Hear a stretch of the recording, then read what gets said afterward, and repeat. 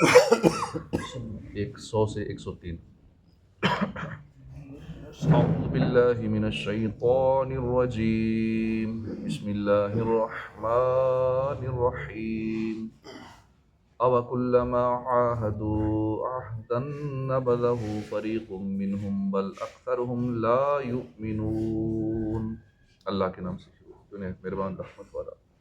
اور جب کبھی انہوں نے کوئی عہد کیا تو ان میں سے ایک گروہ نے اس عہد کو پھینک دیا، بلکہ ان میں سے اکثر مانتے ہی نہیں۔ عَاهَدُوا عَهْدًا، انہوں نے عہد کیا۔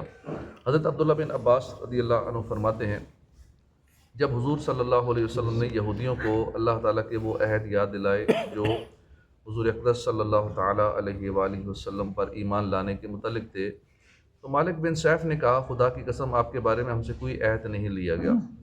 اس کے جواب میں یہ آیت نازل ہوئی اور فرمایا گیا کہ یہودیوں نے جب کبھی کوئی عہد کیا تو ان میں سے ایک گروہ نے اس عہد کو ویسے ہی پیٹھ پیچھے پھینک دیا، بلکہ ان میں سے اکثر یہودیوں کو تورات پر ایمان ہی نہیں، اسی لیے وہ عہد توڑنے کو گناہ نہیں سمجھتے اور نہ ہی اس بات کی کوئی پرواہ کرتے ہیں۔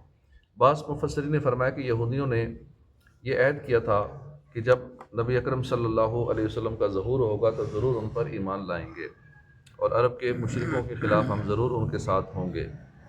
لیکن جب حضور نے اپنی نبوت کا اعلان فرمایا تو یہودیوں نے آپ صلی اللہ علیہ وسلم پر ایمان لانے کی بجائے انکار کر دیا۔ اس پر یہ آیت نازل ہوئی۔ وَلَمَّا جَاءَهُمْ رَسُولٌ مِّنْ عِندِ اللَّهِ مُصَدِّقٌ لِّمَا مَعَهُمْ نَبَذَ فَرِيقٌ مِّنَ الَّذِينَ أُوتُوا الْكِتَابَ كِتَابَ اللَّهِ وَرَاءَ ظُهُورِهِمْ كَأَنَّهُمْ لَا يَعْلَمُونَ۔ اور جب ان کے پاس اللہ کی طرف سے ایک رسول تشریف لایا جو ان کی کتابوں کی تصدیق فرمانے والا ہے، تو اہل کتاب میں سے ایک گروہ نے اللہ کی کتاب کو پیٹھ پیچھے یوں پھینک دیا گویا وہ کچھ جانتے ہی نہیں۔ جاءہم رسول، ان کے پاس رسول آیا۔ یہاں رسول سے مراد سرکار دو عالم محمد مصطفیٰ صلی اللہ علیہ وآلہ وسلم ہے، اور چونکہ آپ صلی اللہ علیہ وآلہ وسلم توریت، زبور وغیرہ کی تصدیق فرماتے تھے اور خود ان کی کتابوں میں بھی حضور کی تشریف آوری کی بشارت اور آپ کے اوصاف احوال کا بیان تھا، اس لیے حضور انور صلی اللہ علیہ وآلہ وسلم کی تشریف آوری اور آپ کا وجود مبارک ہی ان کتابوں کی تصدیق ہے۔ لہٰذا اس بات کا تقاضا تو یہ تھا کہ حضور کی آمد پر اہل کتاب کا ایمان اپنی کتابوں کے ساتھ اور زیادہ پختہ ہوتا، مگر اس کے برعکس انہوں نے اپنی کتابوں کے ساتھ بھی کفر کیا۔ مشہور مفسر سدی کا قول ہے کہ جب رسول کریم صلی اللہ علیہ وآلہ وسلم کی تشریف آوری ہوئی تو یہودیوں نے توریت اور قرآن کا کمپیریزن کیا، تقابل کیا، اور جب دونوں کو ایک دوسرے کے مطابق پایا تو انہوں نے توریت کو بھی چھوڑ دیا۔ وراء ظہورہم، اپنی پشتوں کے پیچھے، پیٹھ پیچھے پھینکنے سے مراد ہے اس کتاب کی طرف بے التفاتی۔ حضرت سفیان بن عیینہ رضی اللہ عنہ کا فرمان ہے کہ یہودیوں نے توریت کو ریشمی غلافوں میں سونے چاندی کے ساتھ مزین کر کے رکھ لیا اور اس کے احکام کو نہ مانا۔ اس سے معلوم ہوا کہ اللہ تعالیٰ کی کتاب پر عمل نہ کرنا اسے پیٹھ پیچھے پھینکنے کے مترادف ہے، اگرچہ اسے روز پڑھے اور اچھے کپڑوں میں لپیٹ کر رکھے، جیسے یہودی توریت کی بہت تعظیم کرتے تھے، مگر حضور صلی اللہ علیہ وسلم پر ایمان نہ لائے تو اس پر عمل نہ کیا گیا، گویا اسے پس پشت ڈال دیا۔ آج کے مسلمانوں کا حال بھی اس سے بہت مشابہ ہے کہ قرآن پاک کے عمدہ سے عمدہ اور نفیس نسخے گھروں اور مسجدوں میں الماریوں کی زینت تو ہیں، ریشمی غلاف بھی ان پر موجود ہیں، لیکن پڑھنے سمجھنے عمل کی حالت یہ ہے کہ ان الماریوں اور ریشمی غلافوں پر گرد کی تہ جمی ہوتی ہے، اور حقیقتاً وہ گرد جو ہے وہ ان غلافوں پر نہیں ہے، بلکہ وہ گرد جو ہے مسلمانوں کے دلوں پر جمی ہوئی ہے۔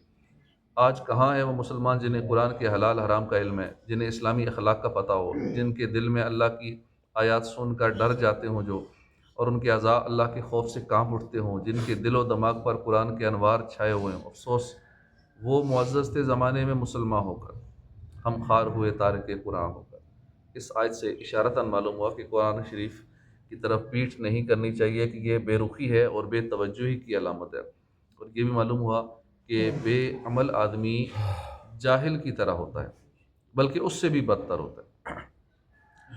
واتبعوا ما تتلو الشياطين على ملك سليمان وما كفر سليمان ولكن الشياطين كفروا يعلمون الناس السحر وما أنزل على الملكين ببابل هاروت وماروت وما يعلمان من أحد حتى يقولا إنما نحن فتنة فلا تكفر فيتعلمون منهما ما يفرقون به بين المرء وزوجه وما هم بضارين به من أحد إلا بإذن الله ويتعلمون ما يضرهم ولا ينفعهم ولقد علموا لمن اشتراه ما له في الآخرة من خلاق ولبئس ما شروا به أنفسهم لو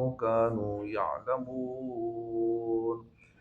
اور یہ سلیمان کے عہد حکومت میں اس جادو کے پیچھے پڑ گئے جو شیاطین پڑا کرتے تھے، اور سلیمان نے کفر نہ کیا بلکہ شیطان کافر ہوئے جو لوگوں کو جادو سکھاتے تھے، اور یہ تو اس جادو کے پیچھے بھی پڑ گئے تھے جو بابل شہر میں دو فرشتوں ہاروت و ماروت پر اتارا گیا تھا، اور وہ دونوں کسی کو کچھ نہ سکھاتے جب تک یہ نہ کہہ لیتے کہ ہم تو صرف لوگوں کا امتحان ہیں، تو اے لوگوں تم اپنا ایمان ضائع نہ کرو۔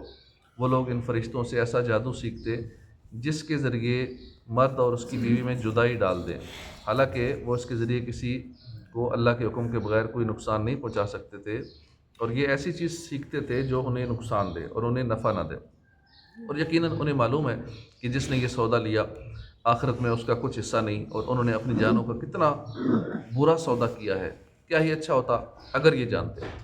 واتبعوا، اور جادو کے پیچھے پڑ گئے وہ۔ شان نزول، حضرت سلیمان علیہ السلام کے زمانے میں بنی اسرائیل جادو سیکھنے میں مشغول ہوئے تو آپ نے ان کو اس سے روکا اور ان کی کتابیں لے کر اپنی کرسی کے نیچے دفن کر دیں۔ حضرت سلیمان علیہ السلام کی وفات کے بعد شیاطین نے وہ کتابیں نکال کر لوگوں سے کہا کہ حضرت سلیمان علیہ السلام اسی کی زور سے سلطنت کرتے تھے۔ بنی اسرائیل کے نیک لوگوں اور علماء نے تو اس کا انکار کیا، لیکن ان کے جاہل لوگ جادو کو حضرت سلیمان علیہ السلام کا علم مان کر اس کے سیکھنے پر ٹوٹ پڑے، انبیاء کرام کی کتابیں چھوڑ دیں اور حضرت سلیمان علیہ السلام پر ملامت شروع کی۔ ہمارے آقا محمد مصطفیٰ صلی اللہ علیہ وسلم کے زمانے تک یہی حال رہا، اور اللہ نے حضور کے ذریعے حضرت سلیمان علیہ السلام کی جادو سے برات کا اظہار فرمایا۔ وما کفر سلیمان نے کفر نہ کیا۔ اس آیت سے معلوم ہو کہ پیغمبروں سے دشمنوں کے الزام دور کرنا یہ اللہ کی سنت ہے، جیسا کہ لوگوں نے سلیمان علیہ السلام پر تہمت لگائی کہ یہ جادو کرتے ہیں، اور اللہ تعالیٰ نے اس آیت میں اس تہمت کو دور فرمایا۔ نیز یہ بھی معلوم ہوا کہ جادو کرنا کبھی کفر بھی ہوتا ہے جبکہ اس میں کفریہ الفاظ ہوں۔ ہاروتا و ماروت، ہاروت اور ماروت، ہاروت ماروت دو فرشتے ہیں جنہیں بنی اسرائیل کی آزمائش کے لیے اللہ نے بھیجا تھا۔ ان کے بارے میں غلط قصے بہت مشہور ہیں اور وہ سب قصے باطل ہیں۔ اعلیٰ حضرت امام احمد رضا خان رحمۃ اللہ علیہ نے ہاروت اور ماروت کے بارے میں جو کلام فرمایا اس کا خلاصہ یہ ہے کہ ہاروت اور ماروت کا واقعہ جس طرح عوام میں مشہور ہے، ائمہ کرام اس کا شدید اور سخت انکار کرتے ہیں۔ اس کی تفصیل شفا شریف اور اس کی شروعات میں موجود ہے، یہاں تک کہ امام اجل قاضی عیاض رحمۃ اللہ علیہ نے فرمایا کہ ہاروت اور ماروت کے بارے میں یہ خبریں یہودیوں کی کتابوں اور ان کی گھڑی ہوئی باتوں میں سے ہیں، اور راجح یہی ہے کہ ہاروت اور ماروت دو فرشتے ہیں جنہیں اللہ تعالیٰ نے مخلوق کی آزمائش کے لیے مقرر فرمایا کہ جو جادو سیکھنا چاہے اسے نصیحت کریں کہ انما نحن فتنۃ فلا تکفر، ہم تو آزمائش ہی کے لیے مقرر ہوئے ہیں تو کفر نہ کر، اور جو ان کی بات نہ مانے وہ اپنے پاؤں پر چل کر خود جہنم میں جائے۔ یہ فرشتے اگر اسے جادو سکھاتے ہیں تو وہ فرمانبرداری کر رہے ہیں نہ کہ نافرمانی کر رہے ہیں۔ فرشتوں کے بارے میں عقیدہ یہ ہے کہ یہ گناہوں سے معصوم ہوتے ہیں۔ اللہ تعالیٰ ارشاد فرماتا ہے کہ وہ فرشتے اللہ کے حکم کی نافرمانی نہیں کرتے، وہی کرتے ہیں جو انہیں حکم دیا جاتا ہے، اور ارشاد فرمایا اور فرشتے غرور نہیں کرتے، وہ اپنے اوپر اپنے رب کا خوف کرتے ہیں اور وہی کرتے ہیں جو انہیں حکم دیا جاتا ہے۔ امام فخر الدین رازی فرماتے ہیں اس آیت سے ثابت ہوا کہ فرشتے تمام گناہوں سے معصوم ہیں، کیونکہ اللہ تعالیٰ کا یہ فرمانا ہے کہ وہ غرور نہیں کرتے۔ اس بات کی دلیل ہے کہ فرشتے اپنے پیدا کرنے والے اور اپنے بنانے والے کی اطاعت کے اطاعت گزار ہیں اور وہ کسی بات کسی کام میں بھی اللہ کی مخالفت نہیں کرتے۔ فلا تکفر، تو کفر نہ کر۔ ہاروت ماروت کے پاس جو شخص جادو سیکھنے آتا تو یہ سکھانے سے پہلے اسے نصیحت کرتے ہوئے فرماتے کہ جادو سیکھ کر اس پر عمل کر کے اور اس کو جائز و حلال سمجھ کر اپنا ایمان ضائع نہ کر۔ اگر وہ ان کی بات نہ مانتا تو یہ اسے جادو سکھا دیتے۔ علماء کرام نے جادو کی کئی تعریفیں بیان کی ہیں، ان میں سے ایک یہ ہے کہ کسی شریر اور بدکار شخص کا مخصوص عمل کے ذریعے عام عادت کے خلاف کوئی کام کرنا جادو کہلاتا ہے۔ جادو فرمانبردار اور نافرمان لوگوں کے درمیان امتیاز کرنے، لوگوں کی آزمائش کے لیے نازل ہوا ہے۔ جو اس کو سیکھ کر اس پر عمل کرے وہ کافر ہو جائے گا، بشرطے کہ اس جادو میں ایمان کے خلاف کلمات اور افعال ہوں، اور اگر کفریہ کلمات و افعال نہ ہوں تو کفر کا حکم نہیں ہے۔ اب یہاں مزید 3 اہم مسئلے یاد رکھیں۔ جو جادو کفر ہے اس کا عامل اگر مرد ہو تو اسے قتل کر دیا جائے گا۔ جو جادو کفر نہیں ہے مگر اس سے جانیں ہلاک کی جاتی ہیں تو اس کا عامل ڈاکو کے حکم میں ہے، مرد ہو یا عورت، یعنی اس کی سزا بھی قتل ہے۔ اگر جادوگر توبہ کرے تو اس کی توبہ قبول ہے۔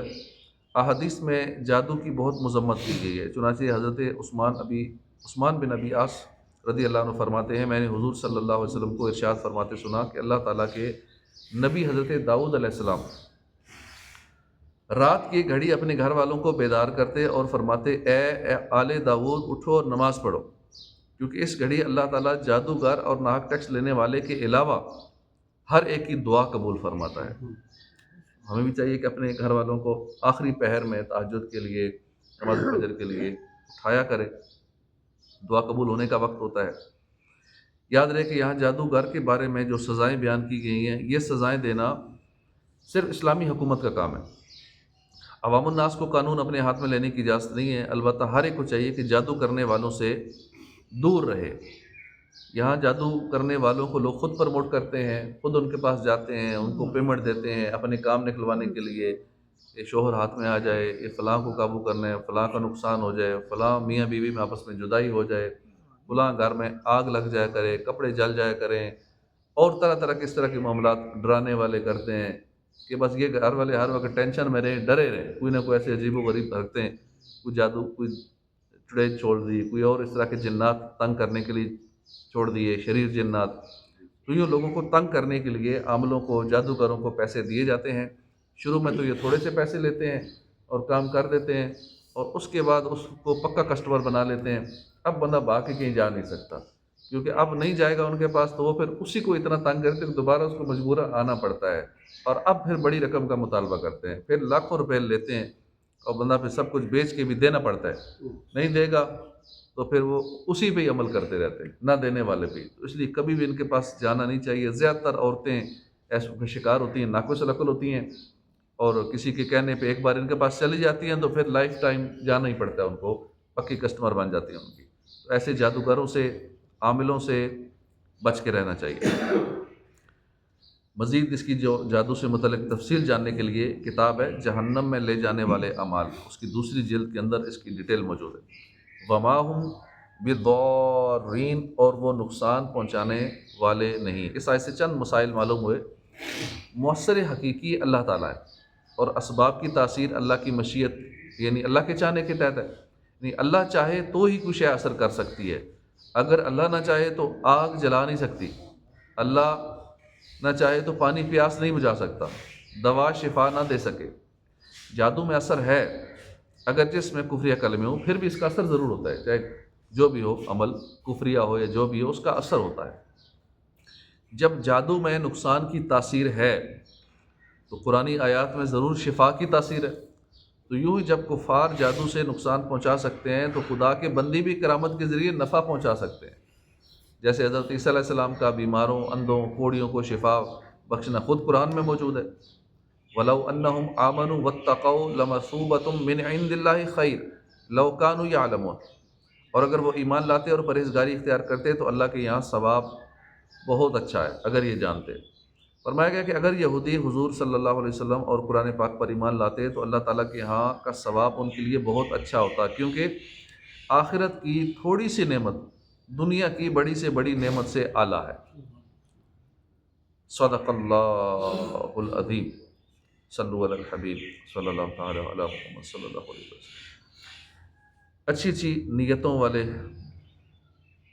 نیک عمل جو ہے یہ دنیا میں بھی اس کا فائدہ ہوتا ہے، آخرت میں بھی فائدہ ہوتا ہے۔ مشہور مقولہ ہے کہ جیسی نیت ویسی مراد۔ اچھی نیت کا ایک دنیاوی فائدہ یہ بھی ہے کہ اچھی نیت کی برکت سے اللہ چاہے تو مراد نہ صرف پوری ہوتی ہے بلکہ بہتر طور پہ پوری ہو جاتی ہے، جبکہ اگر نیتوں میں خرابی آ جائے تو ہماری مرادیں پوری ہوں یا نہ ہوں نقصان ضرور ہوتا ہے۔ ایک بار ایران کا ایک بادشاہ کسریٰ اپنے لشکر سے بچھڑ گیا، کسی باغ کے دروازے پر جا پہنچا، اس نے پینے کے لیے پانی مانگا تو ایک بچی آئی گنے کا رس لے کر، میٹھا اور ٹھنڈا رس لے کر اس نے بادشاہ کو دیا۔ اب بادشاہ نے پیا تو اسے بہت لذیذ لگا، پوچھا کہ کیسے بناتی ہو؟ اس نے بتایا کہ اس باغ میں بہت اعلیٰ قسم کے گنوں کی پیداوار ہوتی ہے، ہم اپنے ہاتھوں سے گنے نچوڑ کر رس نکال لیتے ہیں، حالانکہ آج کل تو مشین سے نکلتا ہے نا، اس وقت ایسی اللہ نے برکت رکھی ہوئی تھی کہ وہ ہاتھوں سے ہی نکال لیتے۔ بادشاہ نے ایک اور گلاس کی فرمائش کی، وہ جب گلاس لینے گئی تو پیچھے سے بادشاہ کی نیت بدل گئی، اس نے کہا میں تو ان سے یہ باغ چھین لوں گا، یہ تو بڑا ٹیسٹی ہے، مزیدار گنے ہیں۔ اس نے نیت اپنی چینج کر لی کہ میں ان سے یہ باغ لے لوں گا، اس کی نیت خراب ہو گئی۔ اب بچی جب وہ آئی، روتی ہوئی آئی، گئی تھی دوبارہ دوسرا گلاس لینے گنے کے رس کا، روتی ہوئی آئی، کہنے لگی ہمارے بادشاہ کی نیت خراب ہو گئی، حالانکہ اسے نہیں پتا تھا کہ یہ بادشاہ ہے۔ اس نے کہا ہمارے بادشاہ کی نیت خراب ہو گئی۔ بادشاہ بولا تمہیں کیسے اس کا علم ہوا؟ کہنے لگی کہ پہلے آسانی سے ہاتھوں سے ہی رس ہم نچوڑ لیتے تھے، ابھی میں نے بڑی کوشش کی، رس نہیں نکلوا، بڑا زور لگایا، رس نہ نکال سکی۔ بادشاہ نے فوراً اپنی نیت تبدیل کر لی، نیت چینج کی اور کہا کہ ایک بار پھر جاؤ، کوشش کرو۔ چنانچہ جب دوبارہ گئی وہ آسانی سے رس نکال لائی۔ نیت کتنی اثر انداز ہوتی ہے کہ فوری اس نے نیت خراب کی، رس نکلنا بند ہو گیا، اس نے نیت درست کر لی، رس نکلنا شروع ہو گیا۔ فوری اثر ہوتا ہے نیت کا، کوئی بھی معاملہ ہو، بندے نے کوئی کچھ بھی کام کرنا ہو تو اس سے پہلے نیتیں درست کر لینی چاہیے۔ مثلا کسی نے ارننگ کرنی ہے، جی مال ہی کمانا ہے، پیسے ہی کمانا ہے، اور پیسہ کمانے سے پہلے کاروبار شروع کرنے سے پہلے نیتیں صحیح کر لیں، میں کیوں کما رہا ہوں، میں نے کہ ٹارگٹ سیٹ کیا ہے، جی مانا میں نے کروڑ کمانا ہے، میں نے سالانہ اتنے کمانے ہیں، اتنے کمانے ہیں، تو کیوں کمانے ہیں، کس وجہ سے کمانے ہیں، کرنا کیا اس کا، وہ ساری نیتیں پہلے سے درست کر دیں کہ میں نے ادھر لگانے ہیں، نیک کاموں پہ لگانے ہیں، یہ کرنا ہے، میری اپنی ضرورت تو اتنی بنتی ہے، لیکن باقی ایکسٹرا ہوں گے وہ یوں ہی اللہ کی راہ میں لگاؤں گا۔ یہ ساری نیتیں درست کر لے تو انشاءاللہ اس کام میں برکت ہو جائے گی، اب اللہ اس میں مدد کرے گا اس کام کے اندر۔ تو نیت کا بہت زیادہ اثر ہوتا ہے دنیا میں بھی اور آخرت میں بھی، ہماری مرادیں بہتر طور پر پوری ہو جائیں گی۔ تو اللہ پاک ہمیں ہر جائز کام سے پہلے اچھی نیتیں کرنے کی توفیق عطا فرمائے۔ مثلا کھانا کھانا ہے، اب کھانا کھانا نہ ثواب ہے نہ گناہ ہے، کھانے سے پہلے اچھی نیتیں کر لیں گے کہ میں کھانا کیوں کھانے لگا ہوں، تاکہ مجھے جو طاقت ملے گی، انرجی ملے گی، میں اللہ کی عبادت کروں گا، رزق حلال کماؤں گا، تو آخرت کی تیاری کروں گا۔ اب وہ کھانا عبادت ہو جائے گا، میں کھانے سے پہلے بھی ہاتھ دھوؤں گا، دعا پڑھوں گا، بعد میں ہاتھ دھوؤں گا، دعا پڑھوں گا، کھانے کے بعد کی، کھانے کے دوران یا واجد و پڑھتا رہوں گا تاکہ دل میں نور پیدا ہو۔ تو اس طرح کر کے اچھی نیتیں بڑھاتے چلے جائیں گے تو اب کھانا عبادت ہوتا چلا جائے گا، اتنا زیادہ ثواب ہو جائے گا اس کا۔ اس طرح پانی پینا بھی مستحب کام ہے، ایک مباح کام ہے، اس سے پہلے اچھی نیتیں کر لیں گے، پانی کیوں پی رہا ہوں، چائے کیوں پی رہا ہوں، کچھ بھی عمل کرنے سے پہلے، سونے لگے ہیں تو سونے سے پہلے اچھی نیتیں کر لیں، سوتے رہیں گے تو سونا عبادت ہو جائے گا، پوری رات عبادت کرنے کا ثواب ملے گا کہ میں اس لیے سو رہا ہوں، میرے جسم کو توانائی ملے، انرجی ملے، تاکہ میں صبح فریش ہو کے تہجد پڑھ سکوں، نماز فجر ادا کر سکوں، دن بھر کے معاملات آسانی سے کر سکوں، رزق حلال کما سکوں، اب میری صحت ٹھیک رہے، اس لیے سو رہا ہوں، تو دعا پڑھ کے سوؤں گا، صبح اٹھوں گا پھر دعا پڑھوں گا، اٹھنے کی سنت کے مطابق سوؤں گا دائیں سائڈ پہ۔ تو یہ ساری نیتیں کرتا جائے، نیتیں بڑھاتا جائے، سونے کا ثواب بڑھتا چلا جائے گا، ساری رات عبادت میں گزرے گی۔ تو نیتیں اچھی اچھی کرنے کی ہمیں عادت بنانی چاہیے۔ اسی طرح نماز جو ہے اس کے دنیا میں بھی فائدے ہیں، آخرت میں بھی کامیابیوں کی کنجی ہے نماز، اس کے دنیا کے بھی فائد اور آخرت کے بھی فائد اتنے زیادہ ہیں کہ اس گنتی میں نہیں آ سکتے۔ نماز ایک شکر ہے، یعنی اللہ نے ہمیں بے شمار نعمتیں عطا فرمائی ہیں، تو یہ اس کا شکر ہے۔ شکر کی برکت سے نعمتوں میں اضافہ ہو جاتا ہے، نعمتیں بڑھ جاتی ہیں۔ ہر مسلمان پر فرض ہے کہ جو پانچوں نمازیں پابندی کے ساتھ ادا کرنے کی عادت بنا لے، انشاءاللہ وہ فرض شناس ہو جائے گا، لاپرواہی، سستی، کاہلی کی آفت سے بچنے میں کامیاب ہو جائے گا۔ کہ جو بے نمازی ہوتا ہے نا، اس کے باقی نظام بھی سارے ڈسٹرب بھی ہوتے ہیں، سست ہو جاتا ہے، کاہل ہو جاتا ہے، لاپرواہ ہو جاتا ہے، فرض شناسی اس کے اندر سے ختم ہو جاتی ہے، ہر کام میں وہ ٹرکاتا ہے۔ تو جو نماز کو ٹرکا رہا ہے، جس کو اپنی فکر نہیں ہے، اپنے آپ کو جہنم سے نہیں بچا رہا، وہ دوسروں کی کیا فکر کرے گا؟ کیونکہ جو نماز چھوڑ رہا ہے وہ اپنے ساتھ ظلم کر رہا ہے، اپنے آپ کو جہنم کا حقدار بنا رہا ہے۔ اب اوروں کا، اپنے قریبی رشتہ داروں کا، بال بچوں کا، والدین کا وہ کیا سگا ہوگا جو اپنا ہی نہیں ہے؟ کہ تو میرا نہیں بنتا، نہ بن، اپنا تو بن۔ تو جو اپنا ہی نہ بنا وہ کسی اور کا کیا بنے گا؟ جدید سائیکالوجی کے مطابق کسی بھی کام میں کامیابی کے لیے مضبوط قوت ارادی نہایت ضروری ہے۔ جس کی قوت ارادی مضبوط نہ ہو، اس کا حال ایسا ہی ہوتا ہے کہ بس ارادے باندھتا ہوں، سوچتا ہوں، توڑ دیتا ہوں، کہیں ایسا نہ ہو جائے، کہیں ایسا نہ ہو جائے۔ یعنی جس کی قوت ارادی مضبوط نہ ہو وہ ڈاواں ڈول رہتا ہے۔ اس لیے قوت ارادی کو کامیابی کی ایک بنیادی شرط قرار دیا جاتا ہے۔ نماز کا یہ ایک بہترین دنیاوی فائدہ ہے کہ اس نیک عمل کی برکت سے قوت ارادی مضبوط ہو جاتی ہے۔ اور نماز کا ایک بہت ہی اہم فائدہ یہ کہ نماز ایک حفاظتی حصار ہے، قلعہ ہے۔ دوائیاں دو قسم کی ہوتی ہیں، ایک ہوتی ہے سادہ دوائی جو بیمار کی بیماری ختم کرتی ہے، اور ایک ہوتی ہے ویکسین کہ بیماری کو ختم بھی کرتی ہے اور آئندہ بھی بیماری لگنے سے بچاتی ہے، ویکسین کہتے ہیں۔ تو نماز بھی گویا ایک روحانی ویکسین ہے۔ اللہ پاک فرماتا ہے کہ بے شک نماز منع کرتی ہے برائی سے اور بے حیائی سے۔ یعنی یہ نماز کا ایک اہم ترین فائدہ ہے کہ نماز نہ صرف ہماری منفی سوچ، منفی کردار، منفی اخلاق کو مثبت بناتی ہے، بلکہ ہمارے افعال و کردار، اخلاق، عادات، گفتار وغیرہ کو دوبارہ منفی ہونے سے بھی بچاتی ہے۔ ایک مرتبہ ایک صحابی بارگاہ رسالت میں حاضر ہوئے، عرض کی یا رسول اللہ، فلاں شخص نماز بھی پڑھتا ہے، چوری بھی کرتا ہے۔ اللہ کے آخری نبی صلی اللہ علیہ وسلم نے فرمایا کہ اسے چھوڑ دو، اس کی نماز اسے چوری سے روک لے گی۔ نماز کی 6 شرائط ہیں، 7 فرائض ہیں، 30 واجبات ہیں، 92 سنتیں ہیں، اور اس کے علاوہ کئی آداب ہیں جو باطنی آداب ہیں۔ اگر ان کا لحاظ رکھ کر نماز ادا کریں تو پھر نماز اپنا اثر دکھائے گی۔ اگر نماز غلط پڑھیں تو پھر اثر نہیں ہوگا۔ اثر تب ہوگا نماز کا جب نماز صحیح پڑھیں گے، قبول بھی تب ہی ہوگی جب صحیح پڑھیں گے۔ تو پھر ہمارے اخلاق کو ٹھیک کر دے گی، کردار نکھر جائے گا، پرکشش شخصیت ہو جائے گی۔ لیکن یہ سب پتہ ہو، جیسے نماز کی 6 شرائط یہ نماز سے پہلے کی ہیں، 6 شرائط ان کا پتہ ہونا، 7 فرائض جو نماز کے اندر ہیں، ایک فرض بھی رہے گا نماز نہیں ہوگی، 30 واجبات ہیں ان کا یاد ہونا ضروری ہے، اگر کوئی واجب رہ جاتا ہے تو سجدہ صاف کرنا پڑتا ہے۔ 92 سنتیں نماز کی۔ اب 92 سنتیں کسی بھی نمازی سے سن لیں، شاید ہی کوئی بتا سکے 92 سنتیں کون سی ہیں۔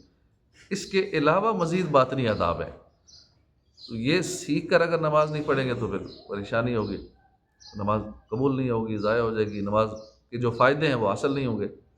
اور نماز کی بڑی برکتیں، طبی فائدے بھی بہت سارے ہیں۔